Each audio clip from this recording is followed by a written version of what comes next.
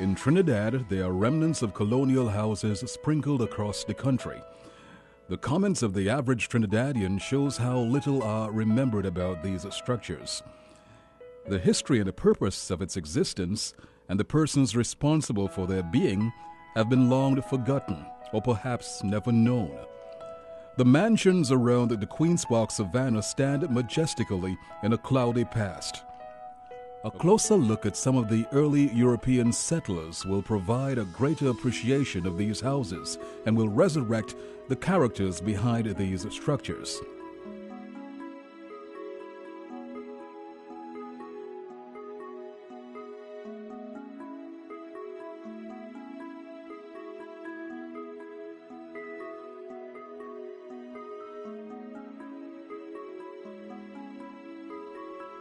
The Péchés were originally from France, but they fled to Switzerland due to religious persecution.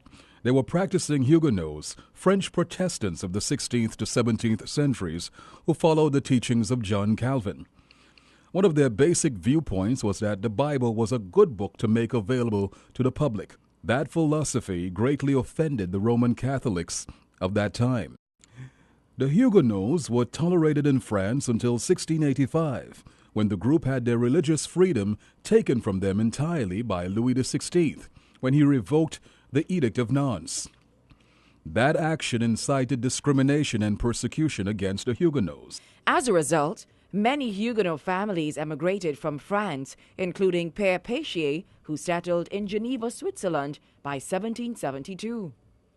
Père, 1688 to 1766, was the forefather of the Trinidad Péché. I was descendant of a family called Péché. A young lady from Grenada called Miss de Belgiance went to school in Switzerland, and there she married Charles Péché, who then came out to Grenada to live. And he thought it a lovely place, and so he must have written his brother Henry Péché, who then came out also, and he married the girl's, Mrs. Péché's sister. So the Belgians had married two Péchés.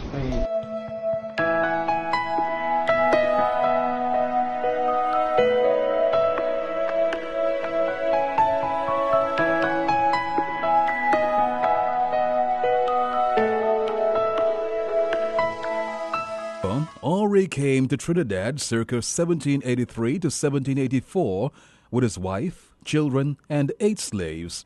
He was granted 179 acres north of Port of Spain at the entrance of the St. Anne's Valley. The Péchés received parcels of land in North Port of Spain. This would be above where the botanical garden ends, because there was several parcels of land that were owned by the Péchés in this early period. Eventually they would own what became the Savannah, but they would also own, I think there was a land grant given to his wife, and that would be Hollanday Estate. And then there would be another land grant that would be known as La Fantasie's Paradise. The Péchés' house was just in front of President's house.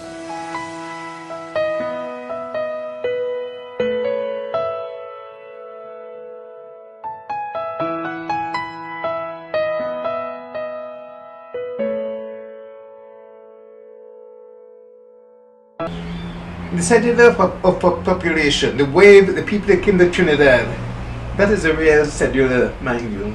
People coming to Trinidad. It's only because the king had said all Catholics, doesn't matter who you are, once the schedule was enforced, that had to be enforced too.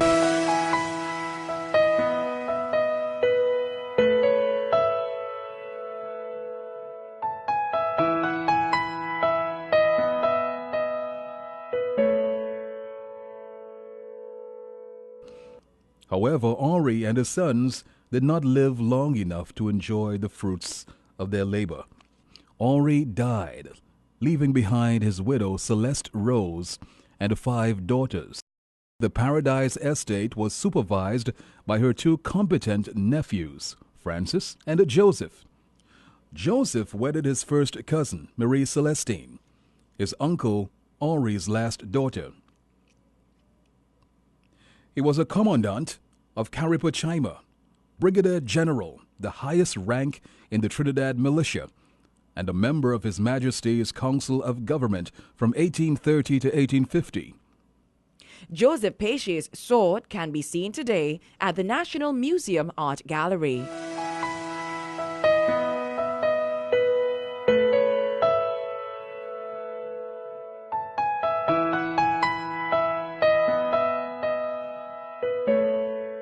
Mrs. Péché died in 1817. The heirs to the Paradise estate were her nephew, Louis Henri, and 5 married daughters, who in that same year sold 2 parcels of lands. The registered deed number 1219 of August 18, 1817, stated that the sum of £6,000 ought to be paid in 3 installments of £2,000. A small portion of 6,600 square feet was excluded from the sale, which still exists in the middle of the savannah as a walled area in which descendants of the Péché family are interred. It is the view by many Trinidadians that the land was given to the people of Trinidad by the Péché family, but that is in fact not so.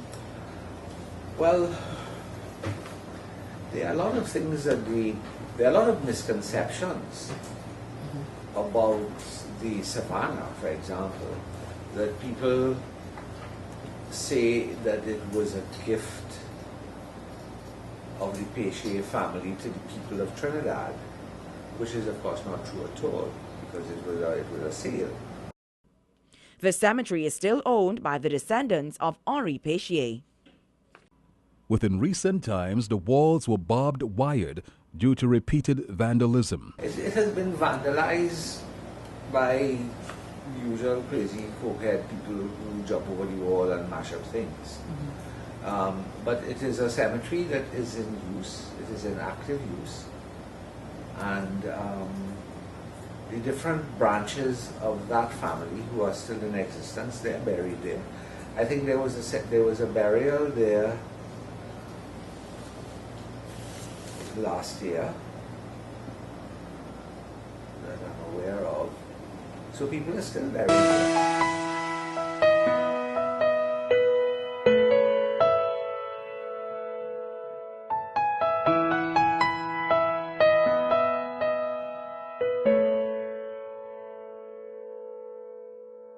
The story of the Bossier family begins with Jean Valentin de Bossier. The Valentin de Boissiers come out of the small nobility of France.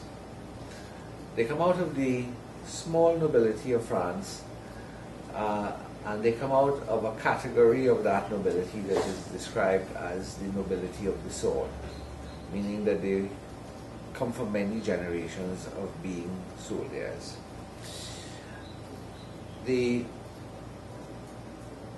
father of Jean Valentin de Boissier, also called Jean Valentin de Boissier, was in fact a medical doctor. He was a graduate of Montpellier University.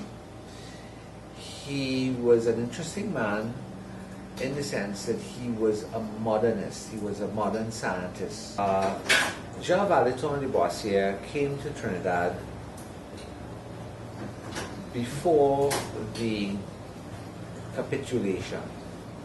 There is no actual record of when Jean de Boissier came to Trinidad, but from various records that are extant, you could say that he came perhaps a year or so, or this is what the family likes to think, that he came a year or so before the capitulation. he was 17 years old when he came to Trinidad. He came from the city of Bergerac in France, and he came to Trinidad more than likely via Martinique. He was not a significant importer of slaves. To own slaves, and that is owning slaves without putting them to work, just to own them as value, as collateral, was a very, very important undertaking to somebody who was in the business of the slave trade. Primarily, though, he was a very successful mortgager. He was principally a money lender, because what happened in his case was that he came to Trinidad with his aunt. He was married at the time to a woman who was considerably older than he. Her name was Claire Beaulieu. She was from a different class of people of him as compared to him, in that he was a nobleman and she was a common person. It is said that he came to Trinidad with a small iron chest filled of gold coins. So what he did was that he came to Trinidad, and his first business here, as a very young man, he was 17 or 18 years old at the time, was that he became a money lender to the French planters who were here at the time. From all accounts, he was a very keen businessman, because he didn't used to make skylark. When people couldn't pay their mortgage, he would take their house and take their land. That was how he acquired the Champs-Élysées estate in 1817 from the Deganes family, in a foreclosure on money owed to him. He foreclosed on Champs-Élysées, he foreclosed on the Deganeses, and he didn't even go there to live. He just had it as an estate. However, the Bossier family presented an extremely different picture of the stereotypical view of the 1800s French Creoles of Trinidad. Zuzul was a black woman. She wasn't a mulatress or anything like that. She was an African woman. She was a black woman who more than likely was one of John Bossier's slaves. The story is that she had at least 3 children with him: Auguste, Joseph, and La Cocody. Eugene, father to Charles Edward Hamilton Bossier, the owner of the Bossier house, built the mansion as a wedding gift to his wife Alice. John Bossier and Zuzu. It is then Joseph Bossier and Miss Dangard, and then Eugène Bossier and Miss Peachy, and then Charles Bossier, the builder of the gingerbread house, and his wife Alice Eligo. Bossier Mansion was recently refurbished. The meandering strawberry vines of the study can be seen from the streets. It is now owned by Junior Sammy. It was out of Jean's lineage the first Prime Minister of Trinidad and Tobago was born, Eric Eustace Williams. Well, John Bossier's son was Henry the Devil. Henry the Devil had a son with his future wife's aunt. The boy was he called John Nicholas. John Nicholas, very much in the tradition of other Bossiers, got himself a nice little brown skin when he was also very young, as a teenager. And the son was Jules Bossier. Jules got married to a lady by the name of Redford, and they had a daughter called Eliza, because Eliza becomes Eric Williams' mother. Another early settler on the island was German-born Conrad Frederick Stollmeyer, who arrived circa 1845. Now, we've been told that they were settled in Philadelphia. They ran away. The Stollmeyer that left Germany was not into fighting, and he ran to Philadelphia to find a safe home for himself and begin his family. And they were publishing anti-slavery newspapers in Philadelphia. And the story goes that they were burnt out, and he then ran to England. And from there, he was making his way to Venezuela and stopped in Trinidad. The Stallmeyer, unlike the Bosse family, were neither aristocrats nor were they rich. He worked very, very hard. He was very poor, came to Trinidad, and they were cutting wood for the army in the barracks. And somehow he got involved in coconut farming. So how did the Stallmeyer build such a grandiose castle? It all started with Conrad's serendipitous encounter with Governor Lord Harris. Lord Harris was one could say one of the more liberal-minded and more, well, for want of a better term, advanced thinking governors that we had. So the notion of befriending a young man who was a German and who was outside of white society, because the Stallmeyers were definitely outside of white society. They were not part of society, they were just poor people. They were very poor. They were not accepted by society in Trinidad at all.